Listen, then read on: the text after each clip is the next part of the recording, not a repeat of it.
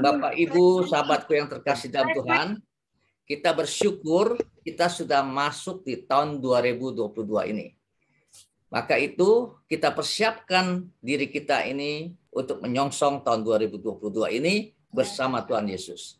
Sebelum saya akan berikan saran-saran dari firman Tuhan ini, yuk kita berdoa dulu. Bapak, terima kasih kami sudah mendengar banyak kesaksian-kesaksian yang luar biasa yang Tuhan sudah pimpin kami di tahun 2021. Dan kami percaya kami adalah orang-orang yang dikasihi Tuhan. Sehingga kami boleh ada sebagaimana kami ada hari ini. Ini adalah berkat kasih karunia-Mu. Maka itu kami bersyukur Tuhan. Dalam menyongsong tahun 2022 ini, mari Tuhan, berbicaralah kepada kami apa yang kami harus lakukan. Sehingga kami sungguh-sungguh boleh mengerti apa yang menjadi kehendak Tuhan di tahun 2022 ini. Maka itu urapilah hamba-Mu, apa yang disampaikan ini berasal dari Engkau, sehingga kami boleh merasakan berkat-berkat firman-Mu ini. Di dalam nama Tuhan Yesus, mari kita yang percaya berkata, amin. Amin. Bapak, Ibu, sahabatku yang terkasih, tolong ya, di-mute ya. Tolong di-mute supaya jangan terganggu ya. Saya akan menyampaikan singkat saja. Sebab nanti sisanya masih ada untuk kesaksian yang lain ya. Nah, tahun 2022 ini kita harus melakukannya dengan apa? Ya, kita harus melakukannya mempunyai prinsip. Melangkah pasti dengan optimis, Tuhan pembela kita. Ya. Coba yang percaya amin, katakan, baca ini di masing-masing tempat ya. Nggak usah buka ini, nggak usah buka suara ya, tapi baca saja sama-sama di tempat masing-masing ya. Jadi katakan, melangkah pasti dengan optimis, Tuhan pembela kita. Masing-masing di tempat. Bahwa menyongsong tahun 2022 ini, kita harus melangkah pasti dengan optimis. Tuhanlah pembela kita. Sahabatku yang terkasih dalam Tuhan, kita tidak tahu apa yang terjadi. Kebanyakan kita bisa melihat semakin berat, apalagi orang-orang yang biasanya sebagai pengusaha, ya, orang-orang yang mencari nafkah, mencari pekerjaan yang memang setiap hari dia ada pekerjaan yang sudah ada. Tapi karena adanya pandemi yang sudah menyerang dunia ini, sehingga sepertinya terputus. Apakah kita mampu dalam kondisi yang sekarang ini? Apalagi sekarang ini Omikron sedang merebak. Saya dengar di Amerika sekarang merebak yang gelombang ketiga. Waduh, mengerikan. Jadi ratusan ribu yang kena, padahal sudah divaksin. Ratusan ribu yang kena, dan saya mendengar berita yang terakhir ada 2.000 lebih yang meninggal. Ratusan ribu yang kena, ada 2.000 lebih yang meninggal. Memang menurut ahli-ahli dikatakan tidak begitu ganas seperti yang sudah-sudah. Yang paling ganas itu boleh dikatakan yang dari Wuhan ya, karena pertama kali kita orang belum ada persiapan. Setelah itu yang lebih parah lagi dari Delta. Yang kita di Indonesia mengalami korban yang cukup banyak. Tapi sahabatku yang terkasih, kita lihat Tuhan campur tangan dalam kehidupan orang-orang percaya. Maka itu menghadapi tahun 2022 seperti terputus. Sepertinya kayaknya mana mungkin nih aku bisa lagi. Tapi seperti tadi dikatakan firman Tuhan, dikatakan yang pertama saya kasih tema, melangkah pasti dengan optimis. Ya, Tuhan pembela kita. Nah, sahabatku yang terkasih, maka itu apa yang terjadi? Tahun yang penuh tantangan dan bukan sesuatu yang nyaman. Ya, yang dikatakan tahun ini adalah tahun sesuatu yang penuh tantangan dan bukan sesuatu yang nyaman. Jadi kita jangan merasa nyaman dulu ya. Walaupun dikatakan virus sudah meredah di Indonesia. Kita bersyukur kalau Indonesia diizinkan, kalau bisa semua dunia sirna, ya tidak ada lagi untuk yang namanya virus itu ya. Tetapi tahun ini banyak hal yang akan dirasakan. Jadi saya mendapatkan pengertian dari Tuhan. Orang-orang yang betul-betul mengandalkan Tuhan, orang-orang yang setia kepada Tuhan, tahun ini dikatakan banyak hal yang akan dirasakan oleh setiap orang-orang yang mengandalkan Tuhan dan menaruh harapnya kepada Tuhan akan alami mujizat-mujizat. Siapa yang percaya berkata amin, angkat tangan. Bahwa kita akan mengalami mujizat-mujizat. Nah, sahabatku yang terkasih dalam Tuhan. Jadi disinilah dikatakan melangkah kita tahun 2022 ini dengan optimis. Memang sahabatku yang terkasih, tidak dipungkiri kalau dikatakan kita berjalan di dalam bayang-bayang maut. Bahkan dunia sedang bergoncang. Betul nggak? Ya, dunia sedang bergoncang. Kita seperti di dalam bayang-bayang maut. Itu bayangan maut itu kepingin mencengkram kita, menyeret kita. Nah, maka itu ya dikatakan tidak sedikit mengalami sekarang goncangan-goncangan, dikatakan sedang bergoncang dunia bergelora. Apalagi katanya nanti ini enggak lama lagi badai El Nino akan menyerang ke Indonesia lagi. Nah, coba sekarang banyak badai-badai di mana-mana. Akhirnya membuat dampak menjadi susah. Ya. Apa yang terjadi? Memang benar. Firman Tuhan katakan di dalam Yesaya pasal 13 ayat 13 ini berkaitan dengan apa yang kita alami hari-hari ini, bahwa dikatakan apa? Sebab itu aku akan membuat langit gemetar dan bumi pun akan bergoncang dari tempatnya pada waktu amarah Tuhan semesta alam dan pada hari murkanya yang menyala-nyala. Jadi tanpa disadari bahwa sekarang ini sudah kelihatan dunia sedang bergoncang. Ya. Penyakit sampar sedang melanda. Sepertinya ini adalah hukuman yang datang mengingatkan orang-orang yang ada di dalam dunia ini. Jadi siapakah yang diingatkan? Kita semua. Bahwa mari jangan sekali-kali kita merasa diri kita membawa yang melakukan yang tidak baik. Tetapi marilah hari-hari ini seperti tadi kesaksian bahwa saya mulai tahun 2022 mau lebih baik lagi dan mau setia. Nah, itu yang Tuhan tunggu bagi saudara dan saya. Amin. Jadi semakin kita dekat sama Tuhan, semakin itu akan melihat pertolongan Tuhan. Tetapi anak-anak Tuhan dikatakan apa? Hidupnya takut akan Tuhan berkata apa? Tetapi kalau anak-anak Tuhan yang hidupnya takut akan Tuhan akan berkata apa? Walaupun goncang nih, bergelora dunia. Waduh, masalah runyam, ekonomi morat-marit. Mazmur 10 ayat 6 buat pegangan kita, ini keren ini ayatnya ya. Ia berkata dalam hatinya, aku tak akan goyang, aku tidak akan ditimpa malapetaka turun-temurun. Luar biasa. Daud mengatakan ini. Ia berkata dalam hatinya, dia percaya benar sama Tuhan. Bahwa Tuhan adalah gembalaku. Aku tidak akan pernah kekurangan. Bahkan dimanapun aku berjalan di dalam lembah kekelaman sekalipun, aku tidak takut karena gada dan tongkat Tuhan menyertaiku. Jadi dia katakan, di dalam hatinya dia berkata, aku takkan goyang, aku tidak akan ditimpa malapetaka turun-temurun. Itu ucapan nubuatan, ya. Ucapan itu statement, ya. Dia berkata bahwa dia tidak akan kena ditimpa malapetaka turun-temurun. Luar biasa bukan? Ternyata Daud, Walaupun dikatakan begitu, Daud hidupnya takut akan Tuhan. Daud hidupnya benar di hadapan Tuhan.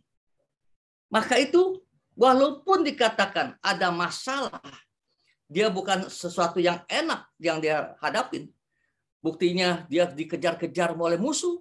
Bahkan anaknya sendiri yang membunuh. Waduh, pokoknya sesuatu yang tidak enak. Belum lagi pada waktu dia mau diangkat jadi raja. Yang Tuhan pilih. Tapi dia harus mendapatkan ancaman dari mertuanya. Mau dibunuh beberapa kali. Nah, kalau boleh dikatakan apakah mulus perjalanan Daud? Sepertinya tidak. Tapi Tuhan izinkan semua itu, ya, bahwa dia akan melihat mujizat-mujizat. Nah, di sini makanya dia berkata dalam hatinya, aku tak akan goyang karena aku percaya Tuhan pembelaku. Tuhan di pihakku. Aku tidak akan ditimpa malapetaka turun temurun. Ayo, Bapak Ibu sahabatku yang terkasih, yang setuju katakan amin. Bahwa kita tak akan goyang menghadapi apapun di tahun 2022 ini. Aku tidak akan ditimpa malapetaka turun temurun. Artinya anak cucu kita, ya, cicit kita, buyut kita semua akan diselamatkan Tuhan. Amin. Jadi yang percaya angkat tangan. Ayo, yang percaya angkat tangan. Haleluya. Nah, sahabatku, jadi disitulah dikatakan tangan Tuhan tidak kurang panjang. Ya, tangan Tuhan tidak kurang panjang untuk menyelamatkan dan pendengarannya tidak kurang tajam untuk mendengar. Jadi Tuhan selalu ada di samping kita. Maka itu Bapak Ibu sahabatku yang terkasih. Ada ayat yang keren juga nih, nggak kalah kerennya. Di ayat Amsal pasal 14 ayat 26. Ya, apa firman Tuhan katakan? Amsal pasal 14 ayat 26. Dalam takut akan Tuhan ada ketentraman yang besar. Bahkan ada perlindungan bagi anak-anaknya. Jadi pada tahun 2022 kita tidak perlu takut menghadapi tantangan. Tapi harus takut sama Tuhan. Ini intinya. Bagi orang yang percaya harus takut akan Tuhan. Bukan hidupnya amburadul. Nah, ini jaminan. Dalam takut akan Tuhan ada ketentraman yang besar. Bahkan ada perlindungan bagi anak-anaknya. Bahkan di dalam ayat 27-nya, ya, apa yang dikatakan ayat 27-nya nih? Oh, luar biasa. Takut akan Tuhan adalah sumber kehidupan sehingga orang yang terhindar dari jerat maut. Jadi kita itu akan dihindarkan dari jerat maut. Takut akan Tuhan adalah sumber kehidupan. Sehingga orang yang terhindar dari jerat maut itu karena orang takut akan Tuhan. Dan luar biasanya apa orang yang takut akan Tuhan? Berkat bagi orang yang takut akan Tuhan itu datang. Dan berkat itu datangnya dari Tuhan. Bukan berkatnya kita merekayasa. Tapi itu betul-betul murni dari Tuhan. Karena orang yang takut akan Tuhan dipelihara Tuhan. Seperti kesaksian tadi. Saya sudah 2021 mengalami mujizat-mujizat. Mengalami pemeliharaan Tuhan. Itu kesaksian kan sesuatu yang nyata. Apalagi kalau Anda lebih setia lagi. Apalagi Anda hidup dalam kebenaran firman.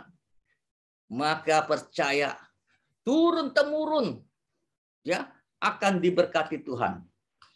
Bapak Ibu sahabatku terkasih, maka itu dalam menghadapi tahun 2022 ya, tahun 2022 ini ingat, jangan takut sebab aku menyertai engkau. Janganlah bimbang sebab aku ini Allahmu. Aku akan meneguhkan bahkan akan menolong engkau. Aku akan memegang engkau dengan tangan kananku yang membawa kemenangan. Yang percaya berkata amin. Angkat tangan. Ayo. Bahwa Tuhan, dia akan menolong. Dia akan meneguhkan. Dia akan memegang tangan kita dengan tangan kanannya. Bahkan dia membawa kemenangan. Oh, luar biasa. Ini janji tahun 2022 ini luar biasa, Bapak Ibu. Walaupun kita melihat Omikron boleh berporak-poranda, negara-negara. Dia porak-poranda ekonomi, ya. Dia porak-poranda kesehatan sehingga kematian. Tapi percaya semuanya itu tidak akan menimpa kita.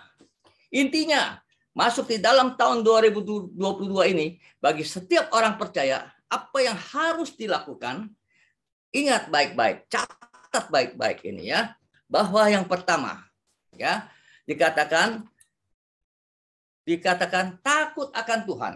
Yang pertama, catat baik-baik. Takut akan Tuhan. Kedua, dia harus menuruti perintah Tuhan. Jadi jangan bilang takut akan Tuhan, tapi tidak menuruti perintah Tuhan. Sama aja bohong. Ngomong bilang, oh saya takut Tuhan. Tapi perilakunya apa? Tetap aja melakukan yang tidak baik. Masih berbuat dosa. Menyakiti orang. Orang. Tuhan bilang, ampunin dia. Tapi tetap aja kita benci. Kita dendam. Kita saling kata-katain. Kita saling balas-balasan. Nah, itu namanya bukan menuruti perintah Tuhan. Orang yang takut akan Tuhan, dia menuruti perintah Tuhan. Kasihilah sesamamu seperti dirimu sendiri. Dan ampunilah dia ketika dia melakukan kesalahan kepada kamu. Seperti Tuhan mengampuni kita bagi orang yang bersalah kepada Tuhan. Tuhan akan ampuni. Ya. Nah, terus yang ketiga, ketika menghadapi 2022 ini, percaya sepenuh hati. Jangan ragu, sepertinya jalanan sudah putus. Ya, jalanan sudah putus. Tidak bisa lagi kita lompat, kita tidak bisa melewati lagi. Tapi percaya bahwa kuasa Tuhan sanggup memberikan jalan keluarnya. Tangan Tuhan akan turun tangan. Nah, terus yang keempat, hidup yang diperkenan. Hidup yang diperkenan bagaimana? Janganlah kita berbuat dosa, menyenangkanlah hati Tuhan, ya, mengucap syukur dengan segala hal, baca firman Tuhan setiap hari. Itulah yang hidup yang diperkenan Tuhan. Tidak membalas kejahatan dengan kejahatan, perkataan-perkataan kotor dibuang. Semuanya itu mendatangkan kebaikan dan disitulah Tuhan berkenan.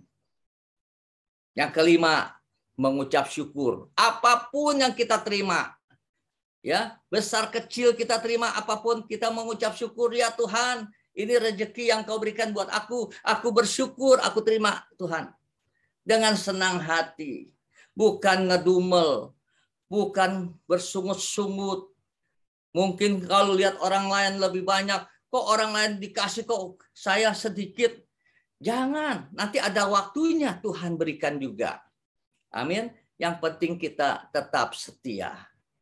Nah, Bapak Ibu, sebab apa yang akan dialami ketika orang yang takut akan Tuhan? Ternyata tahun 2022 ini, mari hidup kita ini serahkan sepenuhnya pada Tuhan. Maka percaya, Allah turut bekerja mendatangkan kebaikan bagi orang yang mengasihi Dia. Amin. Terus yang kedua, apa yang akan dialami orang yang takut akan Tuhan dalam menghadapi tahun 2022 ini mengandalkan Tuhan. Tuhan tempat perlindungan. Mazmur 91 seperti tadi kesaksian Ibu Eni Hamdani, Ibu Eni Suhuda, ya, bahwa dikatakan dalam masalah persoalan dia selalu ingat itu Mazmur 91 sampai dia hafal dan ternyata kesaksiannya nyata. Ya, dia alami kesukaran, dia alami sakit penyakit, dia alami jatuh. Tapi disitulah Tuhan tempat perlindungannya. Nyata jelas. Maka itu percaya sepenuh hati. Terus yang ketiga, sebab apa yang akan dialami orang yang takut akan Tuhan? Tuhan selalu menjadi pembela. Roma 28 ayat 31 itu. Dan Ibrani 13 ayat 5 sampai 6 itu. Sekali-kali aku tidak pernah meninggalkan engkau. Luar biasa. Tuhan sungguh menjadi pembela bagi orang-orang yang sungguh percaya kepada Tuhan. Maukah kita alami semua ini? Coba yang mau angkat tangan. Bahwa Allah turut bekerja, Tuhan tempat perlindungan, Tuhan menjadi pembela. Ya. Oh, luar biasa. Semua angkat tangan ya. Nah, tapi satu hal ya, satu hal. Apa yang kita harus lakukan selanjutnya? Bahwa mari Bapak, Ibu, sahabatku yang terkasih dalam Tuhan. Hari ini percaya Tuhan adalah pembela kita. Maka itu melangkah pasti dengan optimis. Amin. Siapa yang mau sukses tahun 2022 ini angkat tangan. Percaya bahwa Tuhan jadi pembela, maka harus optimis.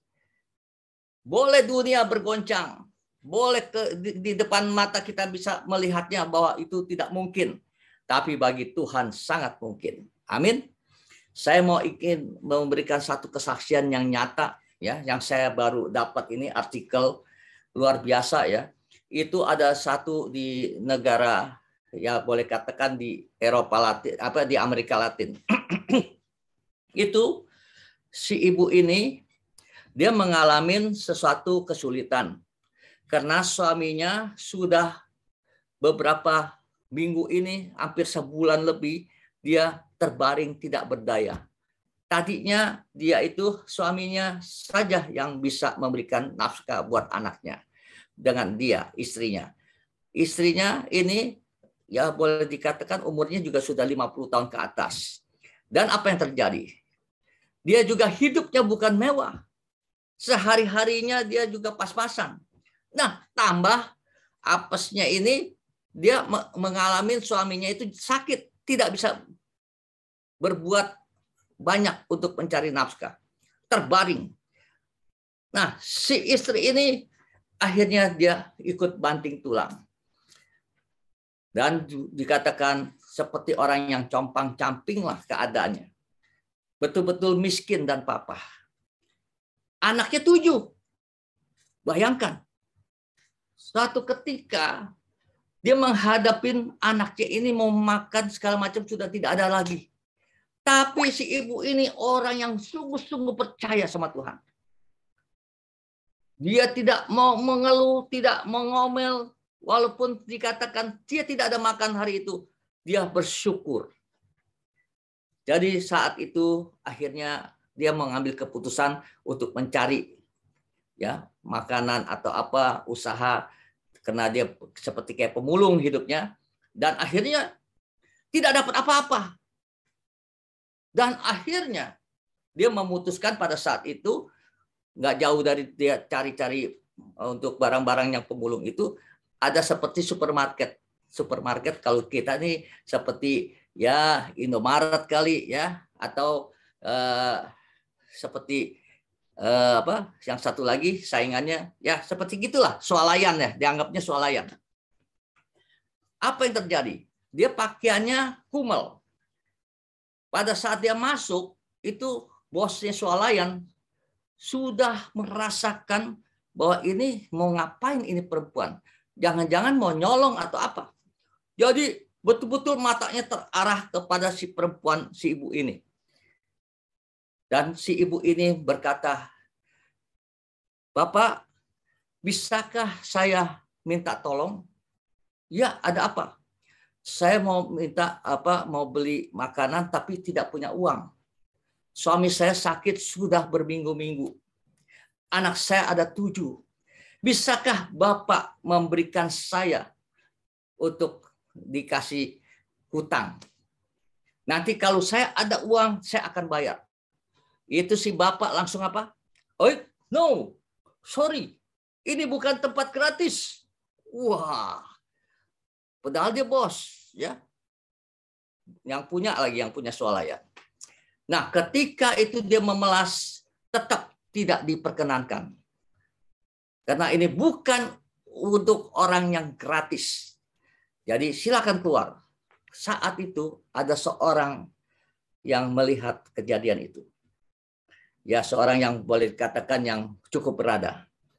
Dan dihampirin, Dia katakan, ada apa ribut-ribut, Pak? Ini, ibu ini begini, tidak punya uang tapi dia mau belanja. Oh, hitung saja semuanya, biar saya yang bayar. Hah? Jadi si bapak ini, si bos ini malu. Ada orang yang berkata begitu, dikatakan bahwa dia akan membayar semuanya. Karena dia gengsi ini si bos, akhirnya si bos bilang, oh tidak usah. Saya masih bisa sanggup untuk memberikan ibu ini. Nah sekarang coba ibu, saking dia mau gengsinya itu supaya jangan pamornya jangan turun, akhirnya seolah-olah dia welcome gitu kan. Apa yang kebutuhan kamu? Nih dikasih selembaran. Kebutuhannya apa? Tulis kamu, tulis apa? Nah, ketika itu kertas yang dikuel-kuel itu, ini saya akan bantu kamu ya, yang sesuai beratnya kertas yang engkau tulis ini. Dia bawa ke timbangan. Pada saat dia bawa ke timbangan, ya namanya kertas mana bisa berat. Ya, sama juga kan pasti nihil. Jadi sesuai beratnya ini kertas, saya akan berikan apa yang kamu mau. Logikanya kan nggak ada kan. Memang orang ini pelit, orang ini memang sebenarnya nggak mau ngasih. Tapi mukjizat terjadi. Ini nyata, ini kesaksian nyata. Apa yang terjadi? Pada saat kertas itu ditaruh timbangan, kertas itu timbangannya berat. Langsung naik timbangannya. Yang namanya kertas selembar, mana mungkin naik timbangan ukurannya. Tapi itu tiba-tiba naik ukuran timbangannya. Sampai bisa hampir 10 kilo lebih. Yang tidak mungkin, sampai kaget ini si bos ini. Karena dia sudah janji, apa yang ada di timbangan ini beratnya kamu pilih, kamu timbang, kamu boleh bawa pulang gratis. Wah, akhirnya dia ambil ini, dia taruh timbangan, tetap masih berat, masih bisa untuk isi lagi. Bingung ini yang punya swalayan ini. Akhirnya dia bilang, dia pengen tahu rahasianya apa. Dia angkat itu kertas, dia lihat, dia buka, tulisannya apa, sahabatku? Dia bilang, Tuhan, tolong saya sesuai kebutuhan apa yang saya butuhkan. Pasti Tuhan akan memberikan. Tulisannya begitu. Luar biasa orang yang beriman. Bisa menyatakan mukjizat. Ketika dia diperlakukan tidak adil, Tuhan berkarya. Maka itu Bapak Ibu sahabatku yang terkasih. Kesaksian ini 2022. Ayo kita jangan meremehkan orang. Mari kita ulurkan tangan. Orang-orang yang boleh dikatakan yang kita harus patut bantu, kita bantu. Jangan kita pelit. Tahun 2022 adalah akan banyak mukjizat akan terjadi bagi orang yang betul-betul melakukan sesuai kehendak Tuhan. Jika Tuhan berkenan, apa sih yang engkau inginkan? Tuhan akan sediakan bagi Anda semua. Tuhan Yesus memberkati. Mari, sebelum saya tutup, kita doa dulu. Bapak, terima kasih firman ini mengingatkan kami tahun 2022, kami harus melangkah pasti dengan optimis bahwa Tuhan adalah pembela kami. Dan kami tidak takut lagi menghadapi tantangan apapun di depan sana. Kami percaya Tuhan yang akan sediakan semuanya. Terpujilah nama Tuhan Yesus. Kami percaya tahun 2022 ini menjadi sukses bagi anak-anak Tuhan yang mengandalkan Tuhan. Terpujilah nama Tuhan Yesus Kristus. Terima kasih. Haleluya. Amin.